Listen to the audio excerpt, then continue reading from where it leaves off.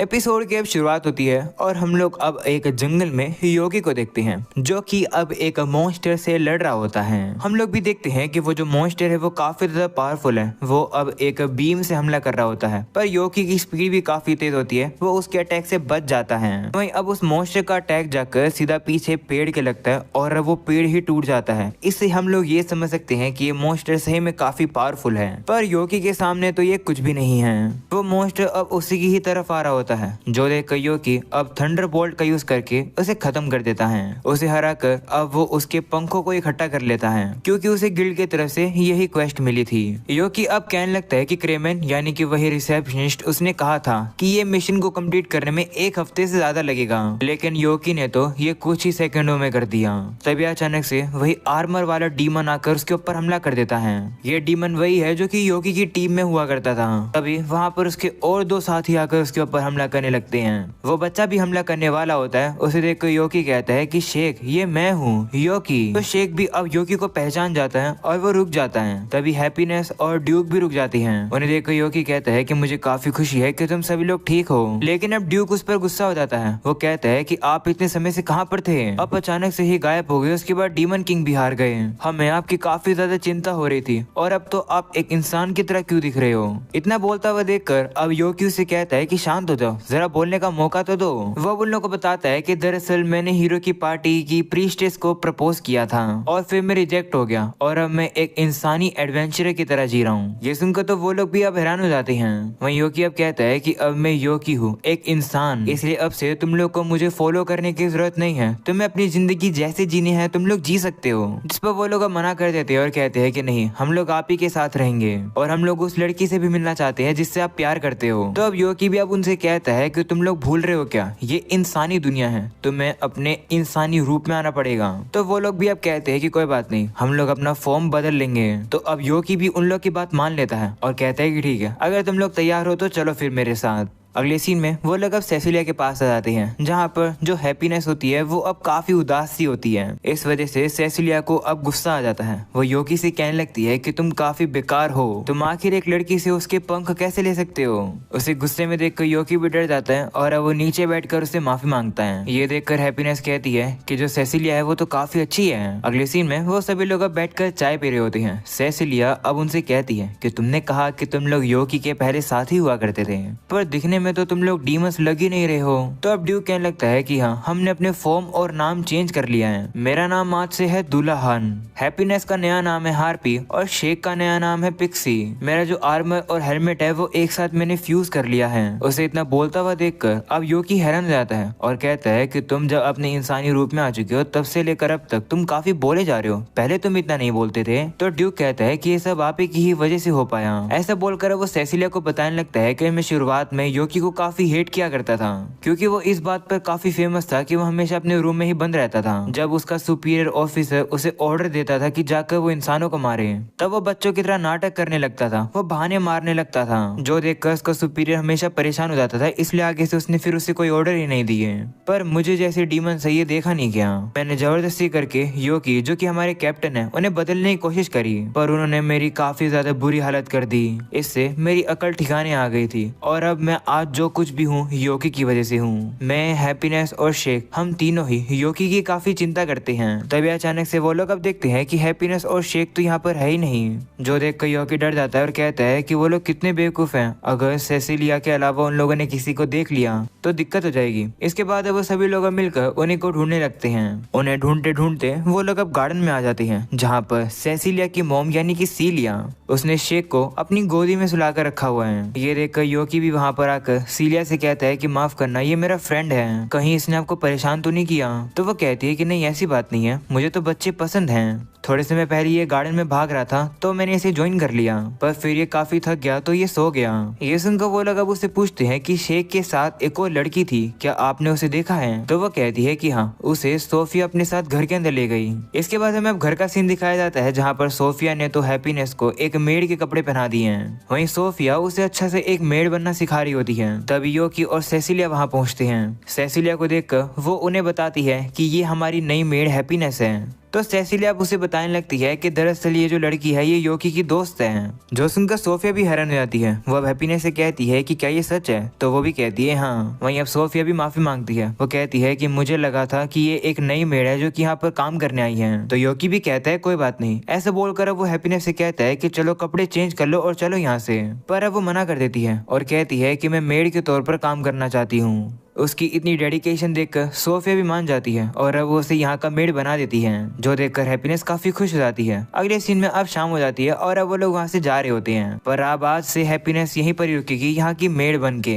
इसके बाद वो लोग अब वहाँ से जा ही रहे होते हैं, लेकिन सेलिया अब योकी के पास आती है। वो उसे कहती है कि तुम्हें पता ही है कि जो सेसिलिया है वो एक प्रीस्टेस है और साथ में वो हीरो पार्टी की एक मेंबर भी है। इसी वजह से उसे एंजॉय करने का टाइम नहीं मिल पाता है। मैं एक काम करूंगी, कल उसकी छुट्टी मरवा दूंगी और फिर मैं चाहती हूँ कि कल तुम उसे एक अच्छी जगह पर लेकर जाओ घुमाने के लिए और मजे करो। ये सुनकर तो योकी भी हैरान हो जाता है। अगले सीन में अब हमें अगले दिन का सीन दिखाया जाता है, जहाँ पर योकी अब सेसिलिया के साथ डेट पर जाने वाला है। वो शर्मा कर उसका वेट कर रहा होता है और सोचता है कि सेसिलिया की मॉम ने इस डेट को अप्रूव कर दिया है ना। इतने में ही वहाँ पर सेसिलिया की घोड़ा गाड़ी आ जाती है और अब उसमें से सेसिलिया उतरती है और अब वो काफी ज्यादा खूबसूरत लग रही होती है, जिसे देखकर योकी का मुंह तो खुला का खुला रह जाता है, क्योंकि उसने आज काफी अलग कपड़े पहने हुए हैं। वो काफी नर्वस होकर ये कहता है कि तुम पर ये ग्लासेस काफी अच्छे लग रहे हैं। तो वो भी अब कहती है कि तो झूठ मूठ के ग्लासेस हैं, मैंने अपना भेस बदल रखा है जिससे कि कोई भी पहचान ना सके कि मैं हीरो की पार्टी के मेंबर हूँ। अगर लोगों को पता चला तो काफी भीड़ लग जाएगी ना। तो योकी भी कहता है कि हाँ तुम सही कह रही हो, फेमस होना भी काफी मुश्किल होता है। वहीं अब सेसिलिया उसे कहती है कि माफ करना, तुम्हें मेरे साथ चलना पड़ रहा है। जिस पर वो कहता है कि कोई बात नहीं, मैं आज तुम्हारे साथ चलूंगा और तुम्हारी इस छुट्टी को काफी यादगार करूंगा और काफी मजा करवाऊंगा। तो सेसिलिया भी कहती है कि ठीक है। इसके बाद वो लोग सीधा मार्केट की तरफ चल पड़ते हैं। वहाँ पर सेसिलिया को एक बोर्ड मिलता है जिस पर नए केक के बारे में लिखा है। वो अब इसे योकी को भी दिखाती है और दिखाती है कि अंदर तो काफी सारे केक हैं जो कि काफी अच्छे लग रहे हैं, जो देखकर अब सेसिलिया अब योकी से कहती है कि चलो बाद में यहाँ पर आकर चाय पियेंगे। तो वो भी मान जाता है। आगे बढ़कर अब वो लोग एक फ्लावर की शॉप पर आ जाते हैं, जहाँ पर काफी सारे फ्लावर होते हैं। उन्हें देखकर सेसिलिया कहती है कि ये तो काफी खूबसूरत है। वही मन में तो योकी सोच रहा होता है कि इन फूलों से खूबसूरत तो सेसिलिया है। आगे बढ़कर अब उन्हें एक बिल्ली दिखाई देती है। सेसिलिया अब उसी के साथ खेलने लगती है। वो भी अब काफी क्यूट तरीके से म्याऊ कहती है, जो देखकर योकी भी शर्मा जाता है। वो अब पागल हो जाता है और कहता है कि कहीं मैं मर ना जाऊं सेसिलिया की इतनी ज्यादा क्यूटनेस को देखकर। आगे बढ़कर अब वो लोग कपड़ों की शॉपिंग करने आते हैं। सेसिलिया तो हर एक कपड़ों में काफी अच्छी लग रही होती है। योकी तो उसे देखकर उसकी तारीफ करता थक ही नहीं रहा होता है। इतना ज्यादा एंजॉय करने के बाद सेसिलिया खुश हो जाती है। वो योकी से कहती है कि शुक्रिया मेरे साथ आने के लिए, मेरी मेंटल थकान अब थोड़ी बहुत ठीक हो रही है, जो सुनकर योकी भी खुश हो जाता है। तभी वो लोग अब एक ज्वेलरी की शॉप के पास आ जाते हैं। वो लोग अब अंदर जाने वाले होते हैं, पर तभी उन लोग को वहाँ पर जाता हुआ हीरो यानी कि युगा देख लेता है। वो भी अब सेसिलिया को पहचान जाता है और अब वो उसे आवाज लगाने वाला होता है, पर इतने में ही मिकाना जो कि उसके साथ थी वो उसके मुंह को बंद कर देती है और कहती है कि उसका नाम मत पुकारो, नहीं तो लोगों को पता चल जाएगा कि वो कौन है।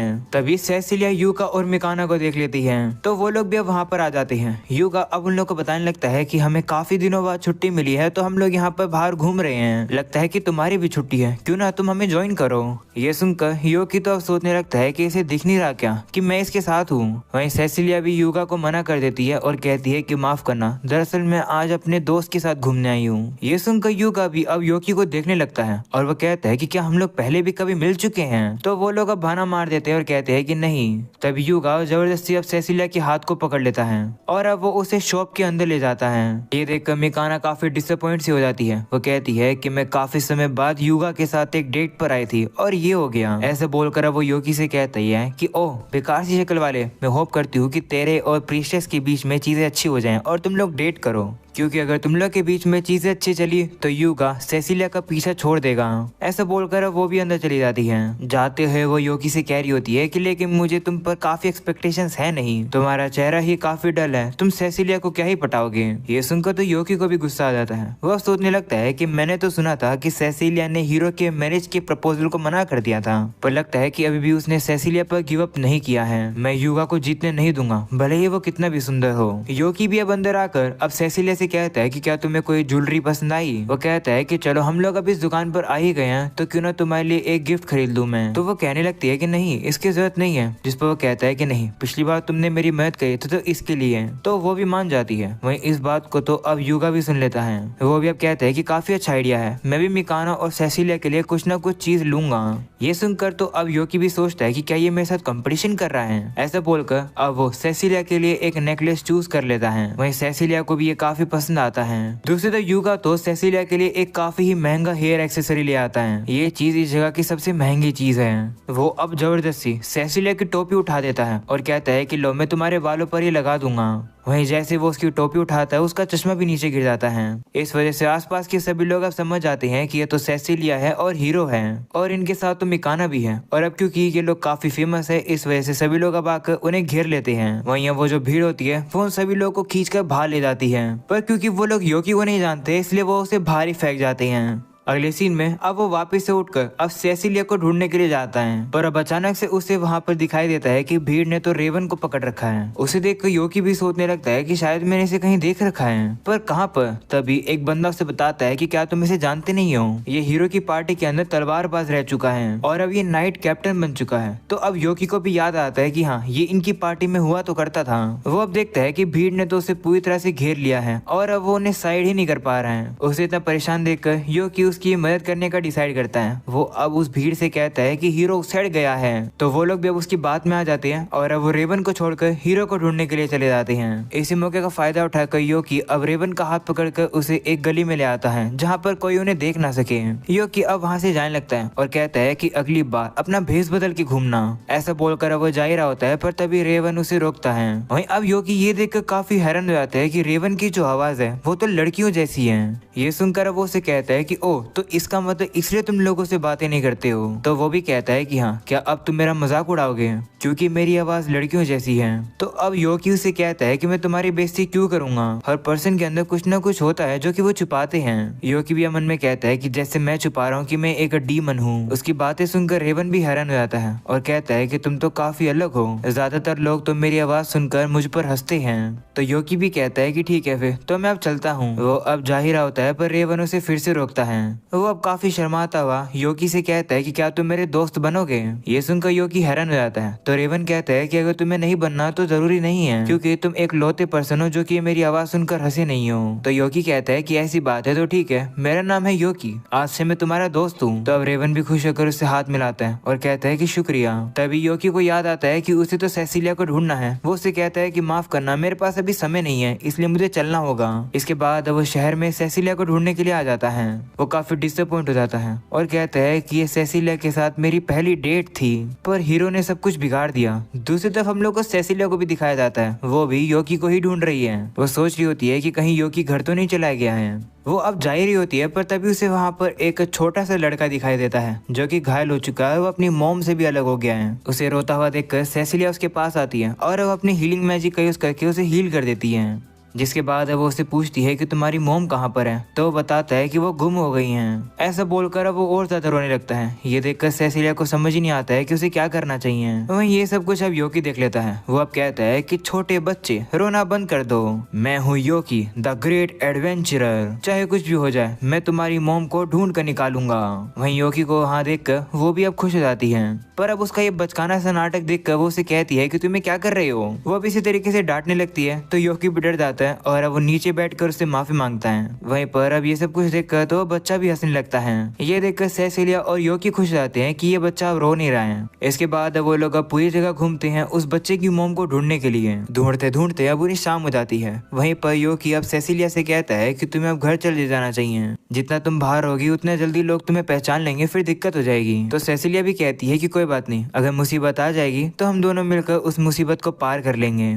ये सुनकर तो अब योकी भी शर्मा जाता है। अगले सीन में हमें अब हीरो को दिखाया जाता है, वो भी सेसिलिया को ढूंढ रहा है। वहीं मिकाना उससे कह रही होती है कि हमें अब चलना चाहिए, हम यहाँ जितना रुकेंगे भीड़ हमें फिर से पहचान लेगी और शायद से सेसिलिया अभी तक घर भी पहुंच गई होगी। ये सुनकर युगा गुस्से में आ जाता है और वो कहता है कि अगर तुम्हें चिंता नहीं है तो मुझे तो सेसिलिया की चिंता है। मैं तो जा रहा हूँ उसे ढूंढने के लिए। ऐसा बोलकर वो अकेले ही सेसिलिया को ढूंढने के लिए चला जाता है, जो देखकर मिकाना का तो दिल ही टूट जाता है। वो सोचती है कि आखिर तुम्हारी दिक्कत क्या है। अगले सीन में हम देखते हैं कि उन लोगों ने उस बच्चे की मम्मी को ढूंढ लिया है। तभी यूगा भी वहाँ पर पहुँच जाता है। वो भी अब मिकाना से कहता है कि ये लो, ये रही सेसिलिया। पर अब वो जैसे पीछे मुड़ के से कहने लगती है कि सेसिलिया ने मुझे बताया कि तुमने उसके लिए क्या क्या किया, क्या तुम मुझसे जाकर मिलोगे नहीं? तो अब योकी भी मान जाता है और वो सेसिलिया से मिलने के लिए उसके रूम के बाहर खड़ा होता है। सोफिया भी अब सेसिलिया को बताती है कि आपसे मिलने के लिए योकी आया है। ये सुनकर वो काफी नर्वस हो जाती है और कहती है कि रुको, मुझे तैयार होने दो। और अब थोड़ी देर बाद योकी अंदर चला जाता है। वो भी अब सेसिलिया के रूम को देखकर काफी हैरान हो जाता है। वहीं उसे अब देखकर सेसिलिया कहती है कि माफ करना, तुम्हें मुझे ऐसी हालत में देखना पड़ रहा है। तो वो भी कहता है कि माफ करना, मेरी ही वजह से हुआ है। तो वो कहती है कि नहीं, इसमें तुम्हारी गलती नहीं है। जिस पर योकी कहता है कि नहीं, गलती मेरी है। मुझे पता था कि तुम थकी हुई हो,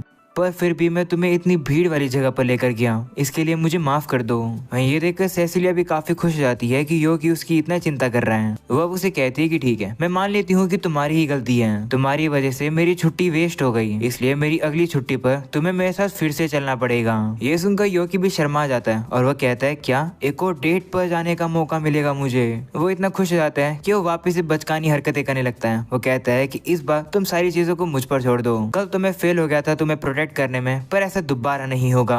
अभी के लिए तुम जितना रेस्ट कर सकती हो कर लो और अच्छे से रिकवर कर लो, क्योंकि अगली बार तुम और भी काफी थक जाओगी मजा करके। ऐसा बोलकर अब वो दोनों ही हंसने लगते हैं। वहीं पर हंसते हंसते अब सेसिलिया को खांसी आ जाती है, जो देखकर सोफिया को गुस्सा आ जाता है और वो योकी को पकड़ लेती है। वो कहती है कि तुम्हारी वजह से सेसिलिया की तबीयत और खराब हो जाएगी, इसलिए निकल जाओ यहाँ से। ऐसा बोलकर वो उसे पकड़कर घर के बाहर फेंक देती है। इसके बाद अब योकी वहाँ से जा रहा होता है, पर तभी वो देखता है कि इसी तरफ रेवन आ रहा है। रेवन अब उसे पूछने लगता है कि तुम यहाँ क्या कर रहे हो? तो वो कहता है कि सीलिया ने मुझे बुलाया था, वैसे तुम यहाँ क्या कर रहे हो? तो रेवन कहता है कि वो सब छोड़ो, मुझे तुमसे एक एडवाइस चाहिए। तो योकी भी कहता है कि ठीक है, पूछो, जितना होगा मैं मदद करूंगा। तो रेवन अब कहता है कि बात दरअसल ये है कि मुझे एक लड़की पसंद है। मैंने तुम्हें बताया ही है कि मैं अपनी आवाज में इतना कॉन्फिडेंट नहीं हूँ, पर जो लड़की मुझे पसंद है वो कभी मेरा मजाक नहीं उड़ाती है मेरी आवाज के लिए, बल्कि वो कहती है कि मेरी आवाज काफी प्यारी है। वो लड़की खुद काफी प्यारी है, इसी वजह से मैं उसे प्यार करने लगा। मुझे अब क्या करना चाहिए? वहीं अब योकी भी सोचता है कि जो रेवन है वो काफी गुड लुकिंग है, तो वो तो जीत ही जाएगा जो लड़की उसे पसंद होगी उसे। वो अब उसे पकड़ कर मोटिवेट करने लगता है और कहता है कि क्या तुम अपने बारे में नहीं जानते हो? तुम काफी हैंडसम हो और साथ में तुम हीरो की पार्टी के मेंबर हो, उस हीरो की पार्टी के मेंबर जिसने इस दुनिया को बचाया है। अगर उस लड़की ने तुम्हारी आवाज के बारे में कॉम्प्लीमेंट दे ही दिया है तो अब चिंता करने की क्या जरूरत है? अभी लोहा गर्म है, हथौड़ा जाके मार दो, मुझे पता है कि तुम्हें कर सकते हो। ये सुनकर तो अब रेवन भी मोटिवेट हो जाता है और वो कहता है कि हाँ, तुम सही कह रहे हो, शुक्रिया मुझे हिम्मत देने के लिए। अब मैं जाकर उस लड़की को प्रपोज करूंगा। ऐसा बोलकर अब वो चला जाता है। वहीं पर अब योकी ये नोटिस करता है कि जो रेवन है वो तो सीधा सेसिलिया के घर की तरफ ही जा रहा है। ये देखकर वो शौक हो जाता है और कहता है कि रेवन जिस लड़की के बारे में बात कर रहा था, यानी कि जो लड़की उसे पसंद है, कहीं वो लड़की सेसिलिया तो नहीं है। ऑलराइट गाइस, अब इसी के साथ ये कमाल का एपिसोड यही खत्म हो जाता है। उम्मीद है कि तुम लोग को ये एपिसोड पसंद होगा। पसंद हो तो लाइक करके चैनल को सब्सक्राइब करके प्लीज जाना। आज के लिए हम लोग इतने रखेंगे। Thank you so much for watching.